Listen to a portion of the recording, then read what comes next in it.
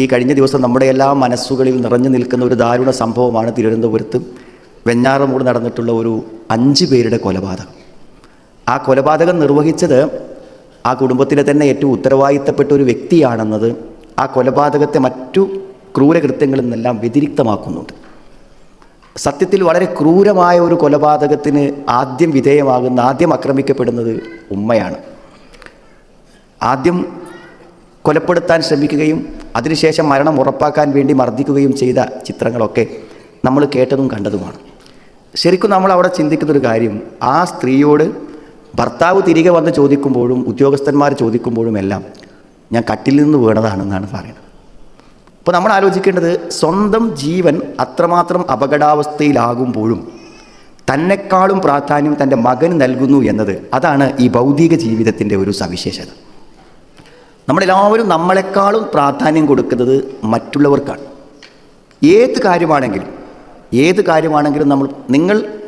നമ്മൾ ശാരീരികമായി ഒന്ന് കുളിച്ച് വൃത്തിയായി നടക്കുക എന്നുള്ളത് നമ്മുടെ തികച്ചും വ്യക്തിപരമായ ഒരു കാര്യം. എന്നാൽ ഒരു പക്ഷേ നമ്മുടെ മക്കളെ കുളിപ്പിച്ച് ഉടുപ്പിട്ട് വസ്ത്രമിട്ട് കൊടുത്ത് അവരെ വൃത്തിയായി കൊണ്ടു നടക്കുന്ന ഒരു ശ്രദ്ധ ഒരു പക്ഷേ ഒരു ഉമ്മ താനൊന്ന് വൃത്തിയായി കുളിച്ച് വസ്ത്രം ധരിക്കുന്നതിൽ ചെലുത്തിക്കൊള്ളുന്നില്ല. നിങ്ങൾ ആലോചിച്ച് നോക്കൂ, നമ്മുടെ അടുക്കളകളിൽ ഒരു ഭക്ഷണം വേവുന്നുണ്ടെങ്കിൽ അതിൻ്റെ ആദ്യാവസാനം വരെ അത് തയ്യാറാക്കുന്നത് ഒരു ഉമ്മയാണ്. പക്ഷേ ഒരു പക്ഷേ ആ ഭക്ഷണം അന്ന് ആ സമയത്ത് കഴിക്കാതിരുന്നൊരു വ്യക്തി ഒരു പക്ഷേ ആ ഒരു ഉമ്മയായിരിക്കും. ബാക്കിയുള്ളവർക്കെല്ലാം വിളമ്പിക്കൊടുത്ത് അവസാനം അതിൻ്റെ ഒരു രുചി പോലും അറിയാതെ ആ ഭക്ഷണം അവസാനിച്ചു പോയ എത്ര അനുഭവങ്ങൾ ഉണ്ടാകും ജീവിതത്തിൽ. ഞാനിത് പറയുന്നത് ഇത് എല്ലാ കാര്യത്തിലും അങ്ങനെയാണ്.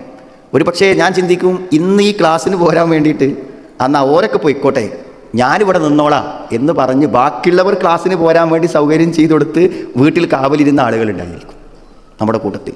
ഞാൻ പറഞ്ഞ ഇഹലോക ജീവിതത്തിൻ്റെ ഏറ്റവും വലിയ സവിശേഷത നാം മറ്റുള്ളവർക്ക് വേണ്ടി ജീവിക്കുന്നു എന്നുള്ളതാണ് നമ്മൾ മനസ്സിലാക്കേണ്ട ഏറ്റവും പ്രധാനപ്പെട്ട ഒരു കാര്യം.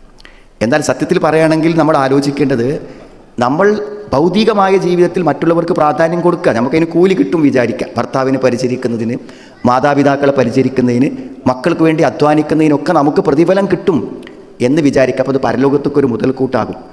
എന്നാൽ സത്യത്തിൽ മറ്റുള്ളവരുടെ ജീവിത കാര്യങ്ങൾക്ക് വേണ്ടി നാം നമ്മുടെ പരലോകത്തെ പ്രതിഫലത്തെ ഉപേക്ഷിക്കുന്നു എന്നുള്ളതാണ് ഈ ഒരു ചിന്താഗതിയുടെ ഏറ്റവും വലിയ അപകടം. നമ്മൾ വക്തിന് നിസ്കരിക്കാതെയാണ് മറ്റുള്ളവർക്ക് സൗകര്യം ചെയ്തു കൊടുക്കുന്നത്.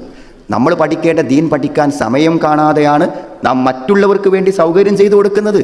മറ്റുള്ളവർക്ക് സമ്പാദിച്ച് സമ്പത്ത് അനന്തരമായി കിട്ടി അവർ സമ്പന്നരായി നമ്മുടെ മക്കൾ ജീവിക്കാൻ വേണ്ടിയിട്ട് നമ്മുടെ ജീവിതത്തിൽ നാം അനിവാര്യമായി ചെയ്യേണ്ട കാര്യങ്ങൾ പോലും നാം വിട്ടുവീഴ്ച ചെയ്യുന്നു എന്നുള്ളത് എത്ര അപകടമാണ്.